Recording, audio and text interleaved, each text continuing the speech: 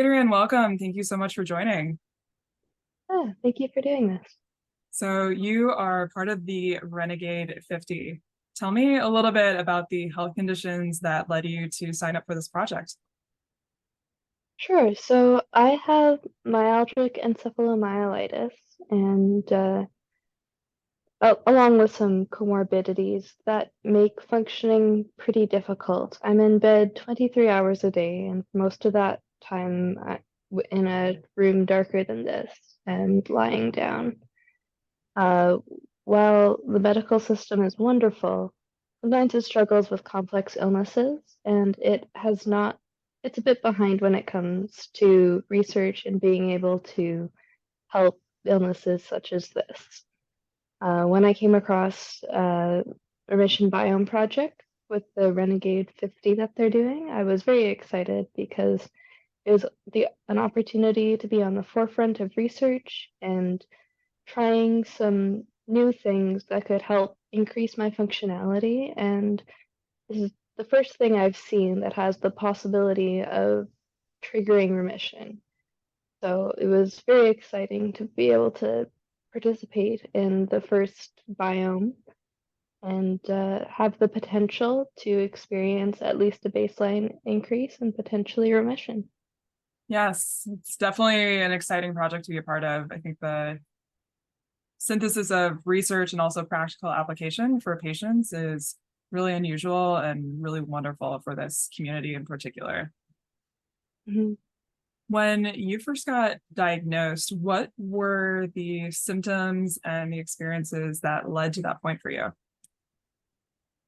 Sure. I was first diagnosed in August of 2020, which was not that long ago. I had been feeling extremely fatigued for years at that point. But it had gotten to the point where I was struggling to function. After I would take my classes online from bed, and I would crash. I could barely walk. I had also been in the hospital for a period of that time, struggling with eating and with weight loss. And on my chart, one of the doctors wrote potential diagnosis to look into of chronic fatigue syndrome. So I went to someone who had a bit of experience with that in my city and asked about the post-exertional malaise and about what diagnoses or treatment options were available. And at that point, after going over my symptoms of the heaviness in the legs and the lack of energy and the difficulties with digestion, the headaches, light sensitivity, um, and inability to do the same kinds of things that I used to. I was diagnosed with MECFS, but unfortunately, there weren't any treatment options at that point, and was just told to go home and wait a bit, and I should grow out of it. I have not grown out of it, and this has been exciting because it's now I've been taking some of the prep, and I've already experienced a bit of a baseline increase. That's fabulous. I think you highlight something important, which is there's a bit of a misconception around the age at which you get diagnosed correlating with a certain turnaround or decrease in symptoms. And that's not always or even often the case. It's especially disheartening for young people who get sick and are used to being in really healthy, active bodies and not having that capacity to turn around anymore.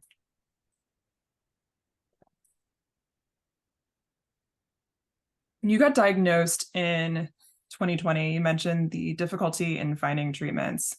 What has the past 3 years been like for you as far as doctors or any kind of medical help for your condition? Sure. When it comes to doctors, I've seen both specialists in many different subspecialties, as well as my general practitioner.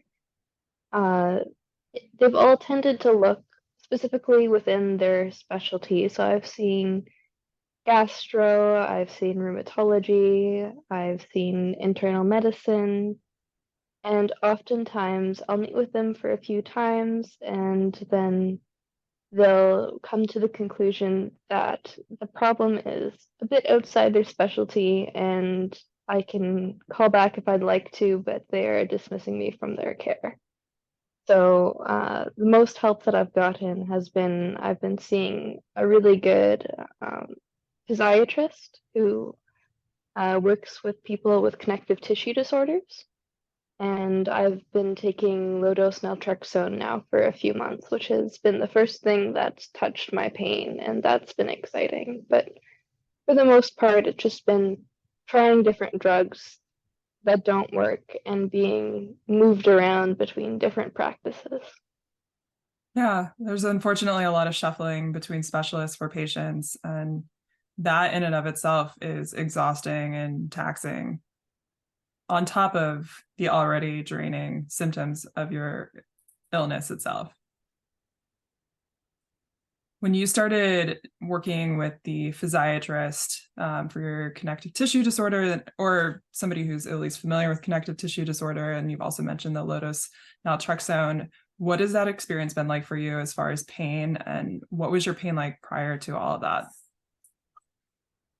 Prior to meeting with the physiatrist, my daily pain levels were usually around a 7.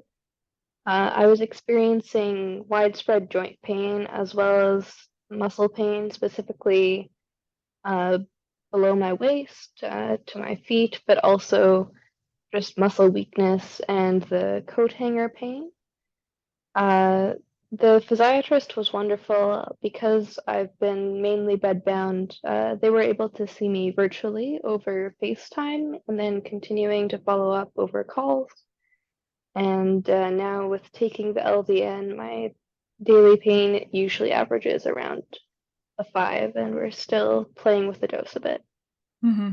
Yeah, that's another thing that I think is common with chronic illness patients, is that the dosing and administering of a lot of these medications requires a lot of nuance and specificity. And so it's not always just an immediate ideal dosing. It sometimes takes time to figure out what that sweet spot is. Prior to 2020 and even the years before that, when you started experiencing fatigue, what was your life like?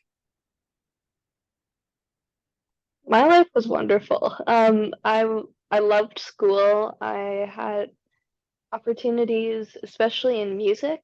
I played the bassoon and was involved in my community orchestra and my wind ensemble and jazz band, all the bands I could be a part of.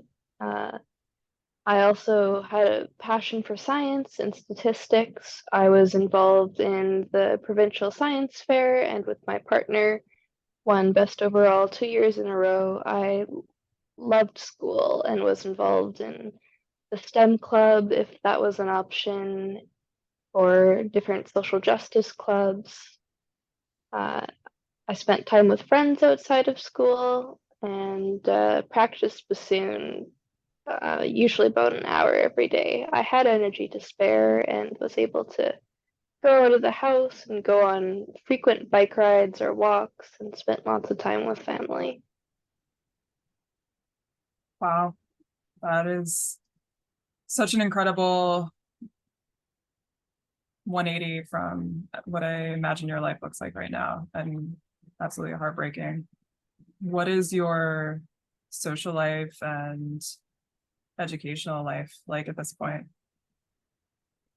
It's been unfortunate. This past After my first year of university, I was that was only able to happen because it was online, and I've since had to drop out. I wasn't able to even do one course last time I tried. So currently my education is on pause. Especially with COVID, social life has been a bit difficult. I communicate with my friends via social media, though that's difficult because the response time that's socially accepted as normal is difficult for me to maintain. And a lot of what brought us together is on pause because they'll continue.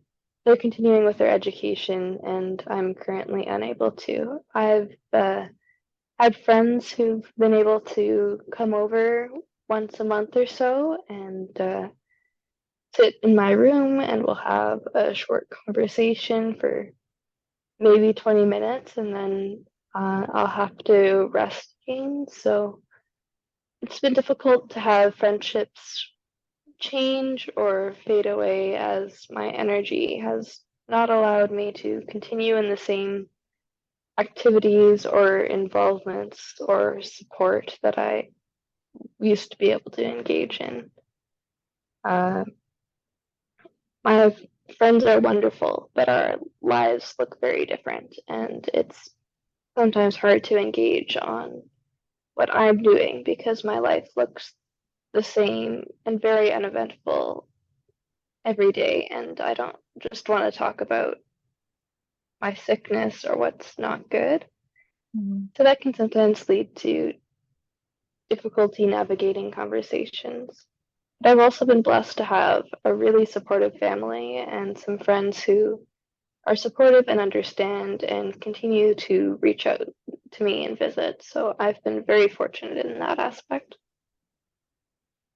Yeah, that level of social support means a lot. And, it's also really difficult to watch your life be put on hold while the rest of your friends and the rest of your peers continue on graduating, studying, taking jobs, having all these experiences that are so formative in these years of our lives. What is the day-to-day experience of being in bed for 23 or more hours a day like for you? Uh, Mainly it's boring. Um, it's a lot of time spent in your head trying not to think or doing meditation. It's taking a lot of energy to eat and having your days revolve around meal times and the small events that happen.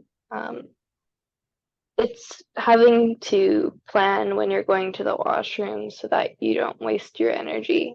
And uh, a lot of time just lying in bed looking forward to the next time I'll be able to listen to a podcast or talk with friends.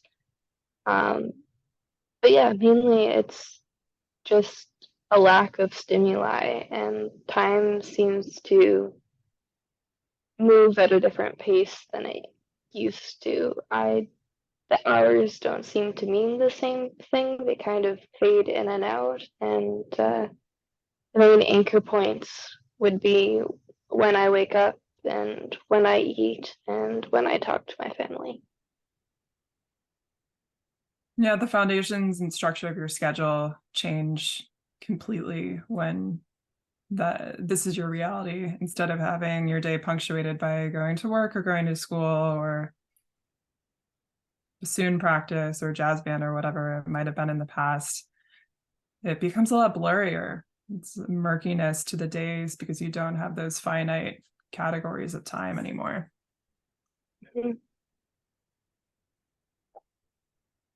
One of the things that's been really eye-opening about these interviews is seeing the diversity of experiences amongst patients who are dealing with MECFS and long COVID and other complex chronic conditions, and sharing these with people so that people understand that these chronic conditions don't fit some very narrow view of what sickness or illness looks like, but really it's this vast amount of variation in symptoms and disease progression.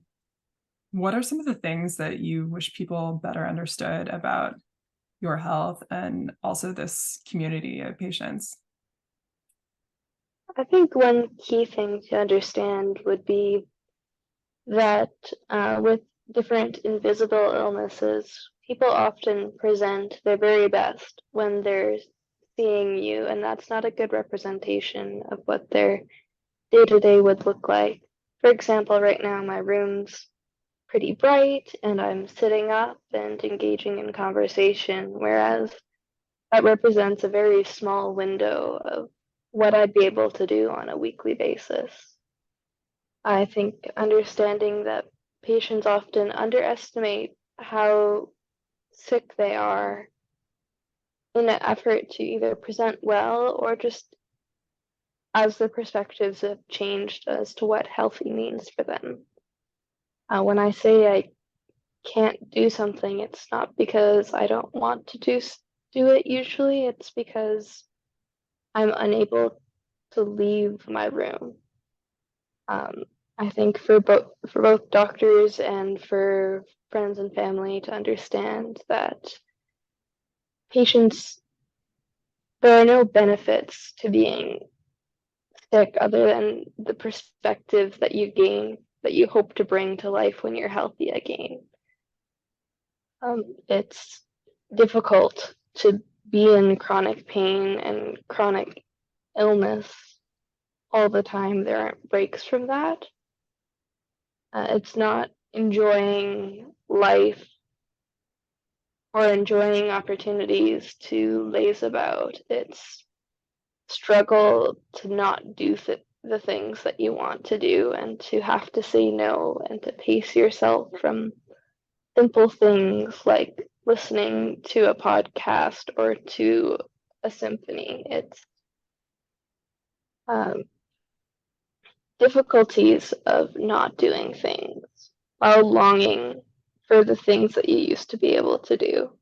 I would love to be back to my normal life. I would love to go outside, but this is currently out of reach for me. And when I say it is out of reach, it's not because I'm living in fear or overestimating the impact of illness. It's because I've had to learn to listen when my body says no or face the consequences. That's incredibly well said, and really highlights the challenges of being a patient like this. It's not a vacation. It's not some abdication of all responsibilities. It's, in fact, a very difficult struggle to maintain your capacity, however limited, and pace yourself and really allocate your resources as best as possible. As you move forward through Renegade 50, what has it been like to be part of this community? It's been wonderful. It's been an opportunity to communicate and speak with other patients and see other caregivers of people who understand what living with any CFS or long COVID is like and understand the experience. It's been incredibly engaging, being able to be a part of new and upcoming research that's on the forefront of discovery and to be able to at least observe the conversations of people who are also interested in science and interested in changing what medicine looks like. It's Dr. T and Tess and Isabel are just incredible what they're able to do, even within the limitations that illness brings. And I'm excited to see what they and what this community can accomplish as things go on. It's been just under a year or so, and already there's a protocol that's in phase 2 of experimentation with the first 50 people in a cohort uh, working with the protocol. There's been an incredible success rate of people that experience remission or experience baseline increases. And it's given me a lot of hope that I've been able to carry with me in the day-to-day aspects when days are harder. But it's also given me concrete improvement just within doing the prep, which makes me very excited for what things will bring as we move forward. It's also been wonderful to bring some of the resources they've put together to my doctors that they've been able to have a better understanding of where's where the current research is and what patients are living with and the importance of pacing. it's a community of people that are just lovely to be around, but also scientists and self-experimenters who are just on the cusp of discovering something that I think will change the future of complex chronic diseases and the treatment and cures that will be available to patients going forward. That's really wonderful to hear. Adrienne, congratulations on being part of the Renegade 50, and thank you so much for sharing your story. Thank you for having me.